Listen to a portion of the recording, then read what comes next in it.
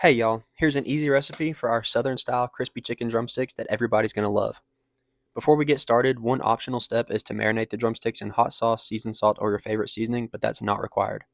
We're going to start with 2 cups of flour in a mixing bowl, and we'll add in 1 tablespoon of seasoned salt, black pepper, paprika, onion salt, and garlic salt. Then we'll add a teaspoon of basil, oregano, ginger, and ground mustard. We'll whisk all that together till it's a good even consistency.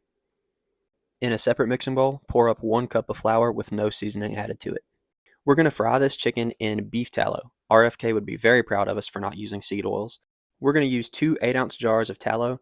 This is grass-fed beef tallow off the cattle that we started butchering last year. We ended up getting a whole bunch of fat back from our butchers, so we rendered it into tallow so that we could sell or cook with it ourselves. So we're going to melt this tallow and then hold it at a temperature of 300 degrees, which is ideal for frying chicken.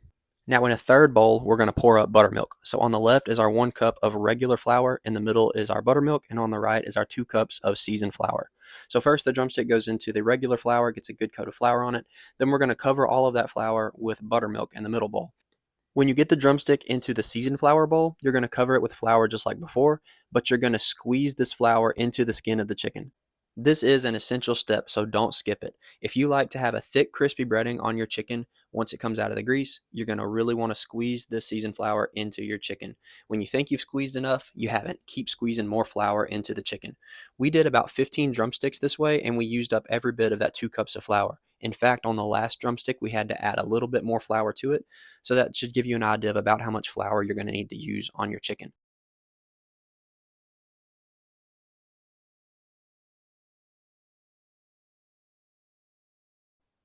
Once your tallow hits 300 degrees, you can go ahead and add your drumsticks. We cooked these drums for 5 or 6 minutes on one side, then flip them over and cook them 5 or 6 minutes on the other side. The only thing you've got to watch out for is to make sure that the drums don't stick to the bottom of the pot and then leave a burnt spot on your breading. We're using this smaller pot because beef tallow is a lot more expensive than seed oils are. So we could have used a big old pot and cooked 6, 7 drums at a time, but to fill up that kind of pot with tallow would be really expensive. So we opted for this small pot so we're not breaking the bank on these drumsticks. Generally with tallow, you wouldn't even do a deep fry, you would do more of a pan fry, but we really wanted some deep fried chicken. At the very top of the drumstick on the right, you'll notice a little bit of red stuff cooking out of the drumstick.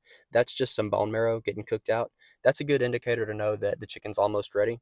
The bone marrow is not dangerous, it's not going to hurt you. You just need to make sure that your chicken reaches an internal temperature of 165 degrees to know that it's safe to eat. But when that marrow starts cooking out, you know we're getting close. So as you can see, we probed these chickens and made sure they hit 165 degrees internally. And then we put them on a platter and stuck them in an oven preheated to about 150 degrees just to keep them warm while we cook the rest of the chicken. A couple of quick takeaways here. We really enjoyed cooking with the tallow. It gave the chicken a clean, unique taste, and it wasn't greasy at all. So it's definitely something that we'll be cooking with again in the future. We did find that if the tallow got up over 300 degrees, then it would overcook the breading of the chicken before the internal temperature of the chicken got up to 165 degrees. So lower and slower is probably a better bet. Thanks for watching us cook this chicken, y'all. Go try out this recipe. We know that everybody's going to love it.